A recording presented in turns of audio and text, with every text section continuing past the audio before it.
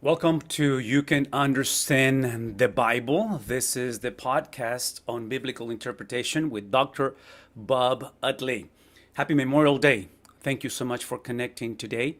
And as we move into our next chapter of the celebration of this beautiful day, honoring those who have given their lives for our freedoms, for the opportunity to broadcast and to convey the gospel in such a beautiful country like ours. I want to thank you guys for simply tuning in today. I want to remind you that this podcast is about biblical interpretation, where you are going to be able to learn through the teaching and the preaching of Dr. Bob Utley, not only on how to read the Bible, but also how to explain the Bible, but specifically on how to apply the Bible. I do want to begin by simply reading a small quote from Dr. Bob's writings on the topic for today, which is the Christian and human government. I'm going to be posting some of these quotes on chat for today. So at the same time, I'm going to invite you to feel free to share, to simply copy and paste, maybe to forward the broadcast today, as we want to bless as many people as possible. This is what Dr. Bob wrote when it comes to this special topic on government. He says, government is humanity organizing itself to provide and secure sense needs. Humans are social beings even before the fall. And it gives a couple of biblical quotes. Genesis 2:18. Family, tribes, nations give us community. So again, thank you for tuning in. You are in for a treat as Dr. Bob teaches on the topic of the Christian and human government.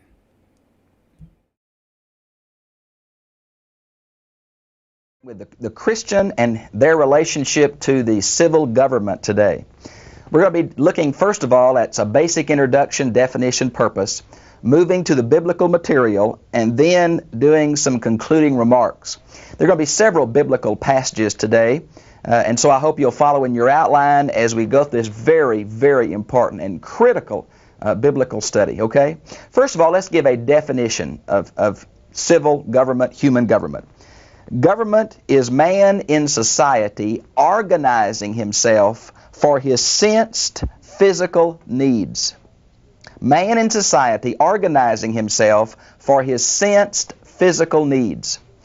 Now, there have been many definitions of government. That's just the one that I thought seemed to be appropriate to me. Now, what is the basic purpose of government? Well, I think there's an Old Testament and a New Testament focus that we need to look at. First of all, in the Old Testament, I think we see God in the Mosaic legislation trying to give some guidelines for man in society. I think the Ten Commandments, the Decalogue, is exactly that. It's a balance between the spiritual life and the physical life. It's a balance between our God focus and our brother focus. And so I think we have a pattern set in what ultimately is going to be the way God's going to deal with us. Now, when we come to the New Testament, and biblically across the board, we must remember there is no structure or form given in the Bible for human government. Now, I want to grant you that Israel, in her very ancient existence as a theocracy, or God as king, is the pattern that will one day be over all the earth. It's going to be heaven when God reigns as king. But right now we are in a fallen situation, and that is not possible, and we cannot reduplicate the life of Israel, and so we can't go back and say that's the pattern, okay? There is no specific pattern given, but there are some guidelines for Christian men in whatever political structure they find themselves in. And I want to say one more word to you right at the beginning. Capitalism and democracy are not biblical truths. They are no more inherently biblical than any other form of government. Now you say, well, they encompass Christian truths. All human governments are fallen. There is no God and country. None. Now, let me go to then the origin, if I could, the origins of human government. And basically there have been three rather distinct groups. Number one, Roman Catholicism, basically following Aristotle in some ways, has said that human government is inherent in the human situation. It is not necessarily a result of the fall. It was necessary before the fall that man had to organize himself to somehow live with God and live with his brothers. Okay? Now, basically Protestantism, particularly Martin Luther, has linked human government to the fall. Now, Martin Luther called human government God's left-handed kingdom. He also said that God put bad men in control to control bad men. And so Martin Luther has basically set the stage for Protestantism to say that human government, as good as it possibly can be, is still a result of the fall, influenced by the fall, and is basically unchristian. There are no Christian nations.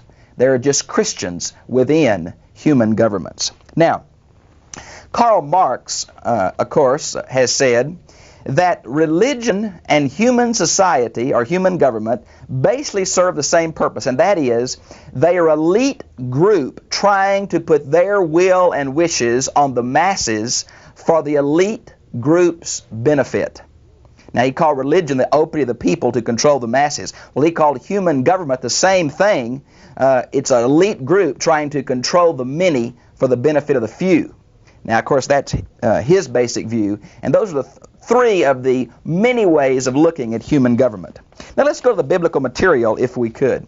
And first, I think we need to kind of summarize the Old Testament. Israel was the ideal pattern, but even Israel, with all the supernatural manifestations of God, with a direct revelation to her leaders, was not able to keep that pattern, because even though God was there with them, they continued to rebel. And so the pattern was not established, though it is a foretaste of the ultimate pattern, a theocracy. You might want to see 1 Samuel chapter 8, verses 4 through 9, where God is considered the king of Israel. Okay? Now, I think if we could go throughout the Old Testament, we would see that God is sovereign in human governments, not just in history, but in the formation, the continuation, and the limits of human government. Let me give you a few if I could. Jeremiah 27:6 and Ezra 1:1 assert that God established those empires of the Fertile Crescent. We see the same idea in 2 Chronicles 36:22, Isaiah 44:28, Daniel 2:21, Daniel 2:44, Daniel 4:17 and 25, Daniel 5:28.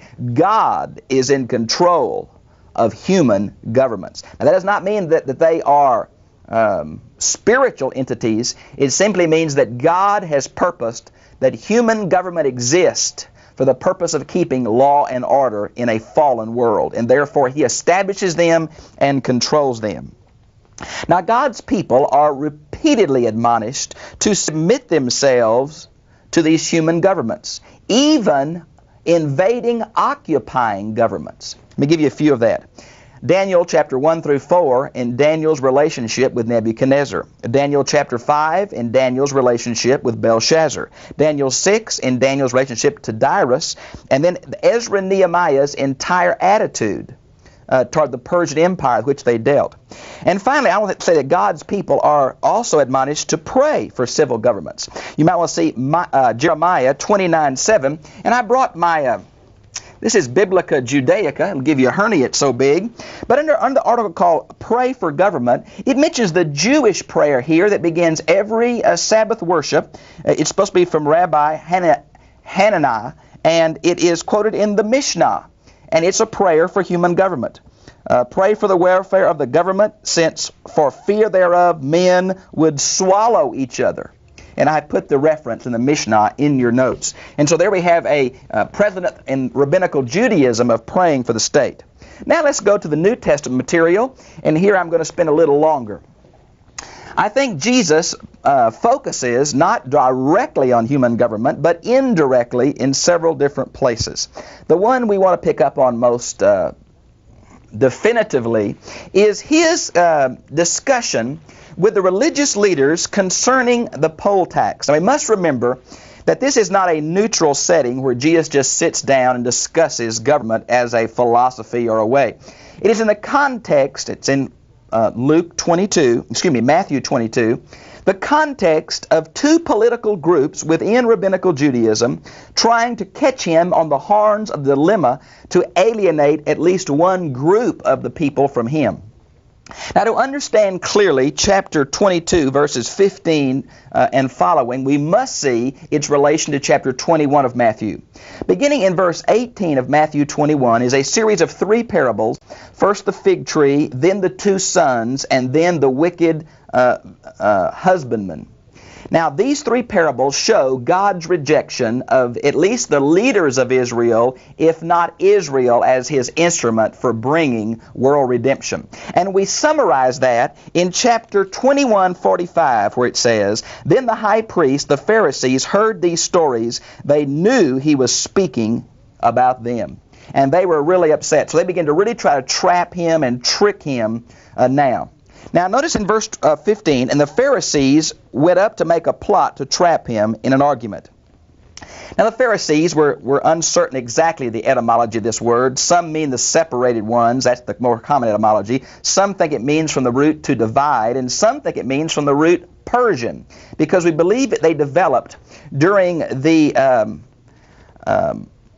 period of exile, but primarily during the period of the Maccabees, where the very conservative Jews, the pious ones, the Hasmonean, rebelled against Antiochus IV Epiphanes, the Seleucid ruler. And there was a period of independence under Judas Maccabeus, the son of the priest of Modin, Mattathias. Now, we think they developed them. They were a very conservative group of people in the sense that they believed that religion affected every aspect of life. They were very committed to the oral tradition that surrounded the written tradition. They believed in an afterlife dependent on what you did in this earth. They believed in angels. Now, this is a political group that is almost exactly opposite of the Sadducees, who did not believe in an afterlife, did not believe in angels, only accepted the written law of Moses, not the oral tradition, or even the rest of the written law as being authoritative. And they were more of the status quo of power in the Jewish community. Now notice it mentions the Herodians here also in verse 16. They were basically a political entity that supported the reign of the Idumean rulers, Herod the Great, Herod Antipas, and all the Herod family.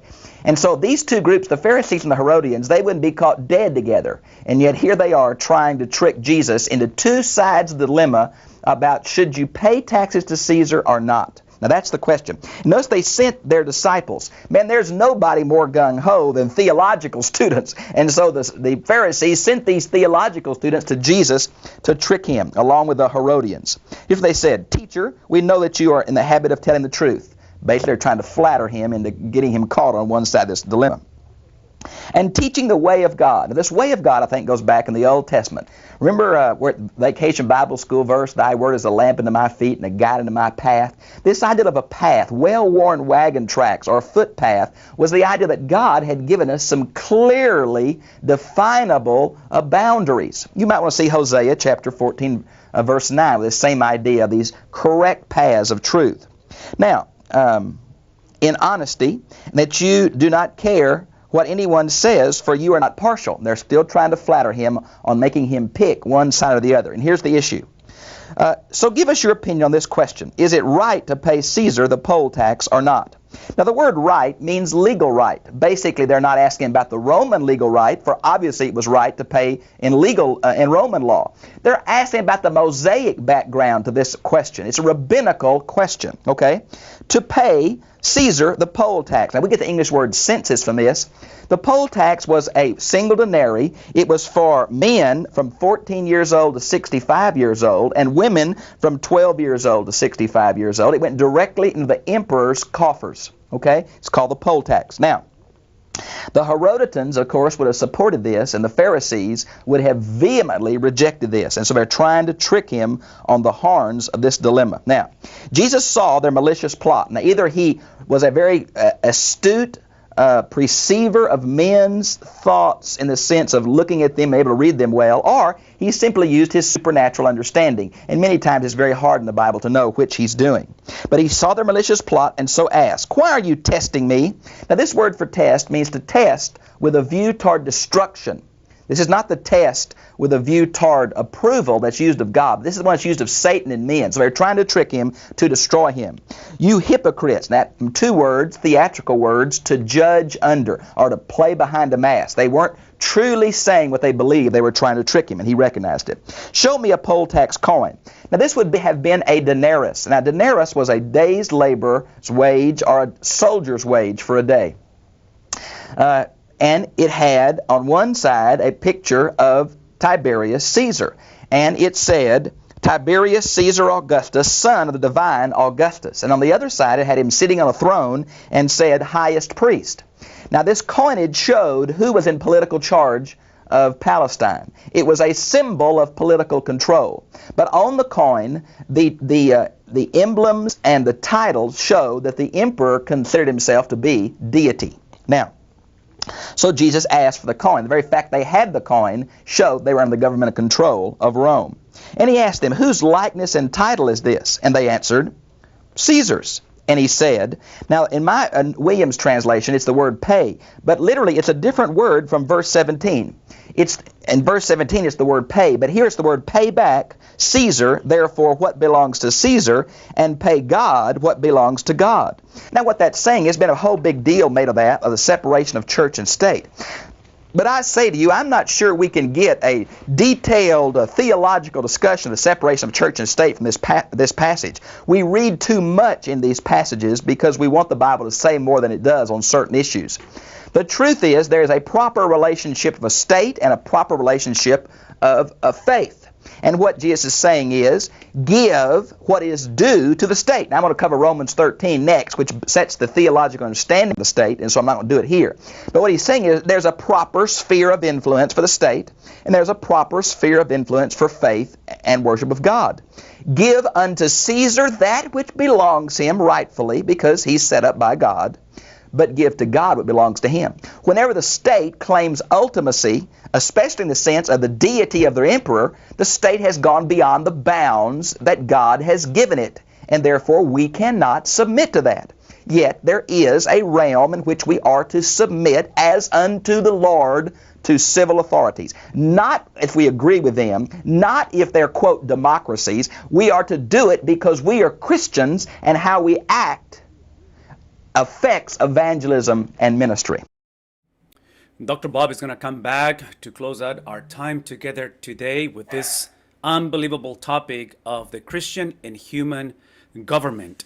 Some of you are following the conversation on the chat as we have posted some of the quotes from his special topic on the Christian and human government, specifically on the definition of government. Well, the bottom line is that we're going to hear from you. So we have also shared our email address. We'd love for you guys to visit Free Bible Commentary. Let us know what you think, any questions that you may have.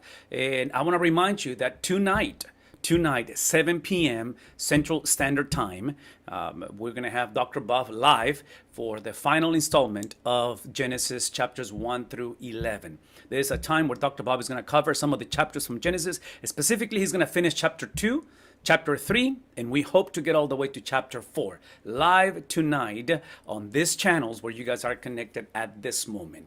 Love to hear from you again. Thank you for connecting, and let's just listen from Dr. Bob as he closes our time together on the Christian and human government. Now, and so that basically is what he's saying. I think we have read much too much into this. Now, the second major theme comes from the interpretation of the Apostle Paul. And if you will turn with me to Romans 13, which I think is probably the definitive passage on the relationship of the Christian to government. Now, we must see that Romans chapter 12 is the Christian's relationship to other Christians. But Romans 13 is the Christian's relationship to unbelievers, and particularly unbelieving governments.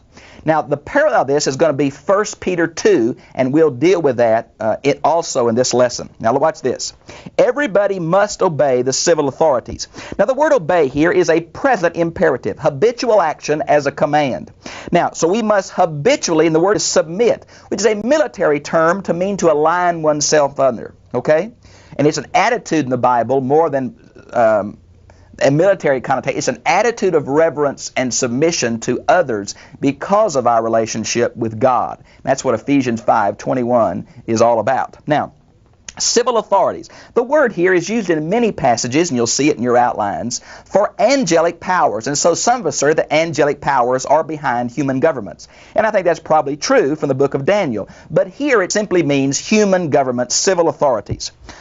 That are over him, for no authority exists except by God. All human governments have only the authority that comes from God, because God is the only source of authority. Now, this has been used to assert the divine right of kings. That is not true. This is not the divine right of a particular government. It is the divine right of government. It is the fact that God prefers government order to chaos, and so he lets men have limited authority in the area of civil organizations and rules. Now, the existing authorities have been established by him. This is perfect passive. They've been established in the past. They come into a state of being. Passive means they did not establish themselves. They were established by God. And so it's an emphasis that human governments are under God's control and God's appointment or ordination. Now, verse 2. So that anyone who resists, now this is present middle participle, anyone who continues emphasis on himself to resist the authority sets himself against God, perfect tense. To rebel against civil governments is to rebel against God. We need to hear that because we have not thought through that clearly. Now, I'm going to talk about the exception clause in just a minute, so don't get real nervous. But I want to tell you the basic attitude of Christians is a reverence and honor, respect, and duty as far as taxes and prayer towards civil governments. Okay, now, and those who set themselves against him will get their due penalty. Now, King James has the word damnation here. It's intensified since 1611. It simply means condemnation, not the idea of eternal hell, which it seems to imply in modern usage. Verse 3, for civil authorities are not a terror to the man who does right, but they are to the man who does wrong. Do you want to have no dread of civil authorities? Then practice doing right, and you will be commended for it. This is the idea that civil authority is meant to keep law and order. It's not meant to terrorize. It's meant to establish an order, a system of law, a way of men relating to each other in some way besides killing each other. Verse 4, for civil authorities are God's servant to do good. Now think what I'm saying. It's not what government. You mean totalitarian governments, communist governments are God's ministers to keep social orders? Yes. The Bible does not give us a structure. It asks us for an attitude. Not because the government is worth it, but because of who we are in Jesus Christ. Now, but if you practice third-class conditional, you practice doing wrong, you should dread them, for they do not wield the sword for nothing. Now this wield the sword, there are two Roman swords, a real long one and a real sharp one. This is the word for the real sharp one. And this real sharp one was used for capital punishment. So I believe this is scriptural evidence for capital punishment being in the will of God for civil authorities. Now, indeed, they are God's servant to inflict punishment upon people who do wrong. There's that civil order. Therefore, you must obey them. Now, here's the reasons. Number one, not only for the sake of escaping punishment, but also for conscience sake. Your witness, who you are in Christ. There they are. For this reason, this is the reason why you pay taxes, for the civil authorities are God's official servants, faithfully devoting themselves to this very end. Pay all of them what is due. Now, look at this. Look at this. Pay all what is due. Number one, tribute to the officer to receive it, taxes to the officer to receive them, respect or fear to the man who entitled it, and honor to the man entitled to it.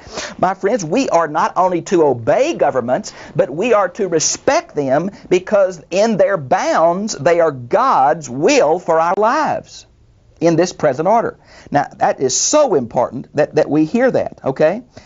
We must see this in light of the fact the Roman government became a great obstacle to Christianity. They became great persecutors. Paul was killed, decapitated as a Roman citizen. And so even in the background of persecution, we must see that this holds water. Now, you say, well, Bob, what about civil disobedience? Is there any place? Yes, I think there is.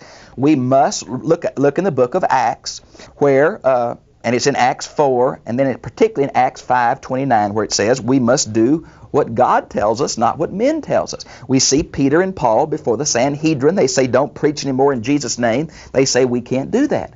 There comes a time if civil governments take the place of ultimacy, or if civil governments we feel directly violates God's will for our lives, our supreme allegiance is with God. Now listen to me though. Though we must stand up, we stand up in love, we stand up in honor, we stand up in respect. We may die like the 3 Hebrew children of Daniel. We may be thrown in the lion's den like Daniel. We don't stand up ugly. We don't stand up with our gun. We don't stand up in an irate manner. We stand up in love and say, I'm sorry, I cannot do that, for I have a higher allegiance and a higher understanding. Now, I think civil disobedience becomes necessity sometimes, but we must be willing to pay the price for that. And the price is whatever they want to do to us, they can do, but it's a witness to who we are in God. Now, finally, let's go to the passage in 1 Peter. 1 Peter 2, beginning in verse, say, 11 and down through, a few verses. Now, really 11 and 12 set the same stage as chapters 12 and 13 of Romans. They're showing how Christians are to act to other Christians, and then how Christians are to act to unbelievers, particularly organized unbelievers, which is human government. Now, friends, listen to me. Our attitude is crucial. We are to love both groups. It is very important that we act in an appropriate manner toward believers and toward unbelievers. Because in this early century, the Christians were really maligned for many things they didn't do. They are to have a positive witness. Look what Peter says. For the Lord's sake, not because the governments deserve it, but because we're Christians, we're to do this. Submit to all human authority, to the emperor as supreme, and to governors as sent by him to punish those who do evil and reward those who do right. For it is God's will that by doing right you should muzzle the ignorant talk of foolish people. Live like free men, only do not make your freedom a pretext for doing evil, but live like slaves of God. Now you catch the deal here? We are to align ourselves under civil authority when it's in God's bounds of keeping law and order and dignity and structure in society. But if it goes beyond that, then we are to stand up in love, for our ultimacy is with God. Now I have a few closing statements I would like to make, but I want to mention first of all that we are supposed to pray for human governments. And would you notice 1 Timothy 2, 1 through 3 and Titus 3, 1? Not only are we to obey them, but we are to diligently pray for them. Just as the passage in Jeremiah 27 admonished us, so Titus 3:1 says, we are not only to have a reverent submission as far as obedience, and not only to have a positive attitude as far as respect and honor, but we are to have an aggressive intercessory ministry for them. Unbelievers though they may be, they are in the will of God. Let's see. I want to mention one more thing before I go, and that is, there is a difference in the Bible between how we treat civil authority, how we look at it. Paul seems to say, be very respectful. Peter seems to say the very same thing. But John, in Revelation 13, calls human government the beast. Now, John sees human government as the ultimate enemy of God. The Antichrist is going to work through human government. So though we have a respect and a reverence, it is not ultimate. When the day comes where the government says, worship me, or do what I say, or I'm ultimate, we stand up in love and we die. And by our death and our attitude, God will win more to himself. We don't go get a gun and build a secret house and store water and kill everybody who comes. Now I have a few concluding remarks. Human government is ordained by God. That is not the divine right of kings, but the divine place of government. No one form of government is advocated above another in Scripture. Now, number 2, it is a religious duty for believers to obey civil authority with a proper attitude. Number 3, it is proper for believers to support human government with their money and their prayers. Number 4, human government is for the purpose of order. They are God's servants for a task. Number 5, human government is not ultimate. It is limited in its authority. Believers must act for conscience sake in respecting civil authority but not when it oversteps its bounds. And just two more. As Augustine has asserted, in the city of God, we are citizens of two realms, one temporal, one eternal. We have responsibility to both, but God's kingdom is eternal. We have a corporate responsibility as well as an individual responsibility. In a democratic society, we are to try to influence. Christians should go into politics. If we can influence along biblical principles, we should. But remember, our hope does not come from government. It never will. It can't. It won't. We should encourage believers in a democratic system to actively participate in the process of government and to implement, when possible, the teachings of Scripture.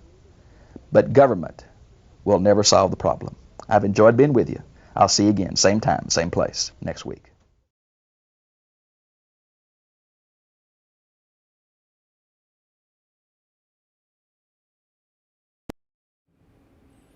Thank you so much again for taking the time to join in today's podcast with Dr. Bob Utley, celebrating Memorial Day, giving the gratitude, the honor for those who have given of their lives, for the freedom that we have to actually convey this gospel and to enjoy the lives that we have. Thank you so very much. I want to remind you that it is tonight that we're coming into the closing installment of Genesis 1 through 11. And this is a time where we gather together from multiple places via Zoom for a live conversation, teaching in conversation with Dr. Bob Utley. He's been teaching through the book of Genesis, and tonight we are covering, Dr. Bob is going to be speaking on the closing of chapter 2, chapter 3, which is extremely important, and then chapter 4. So would you like to join the conversation tonight? I have posted the email where you can email us and request the link for a Zoom link for tonight. Love to send it your way for you to come and join us. Get a copy of the commentary. You can just visit freebiblecommentary.org. And specifically, if you would like to be updated, if you like to keep up with everything that is happening, the summer is here and the schedule looks pretty busy between webinars and actual in-person conferences, Q&As with Dr. Bob. I'd like for you guys to, again, go into the chat that you guys been joining today. And if you can just simply sign up for our newsletter, freebiblecommentary.org, and you're going to see on top of the website a little window that says sign up for the newsletter. If you give us your information, we will send it to you right away with multiple resources, free resources from the 50 years of ministry of Dr. Bob Utley on writing, teaching biblical exegetical commentaries. Thank you so much for joining. We look forward to seeing you next time. Have a wonderful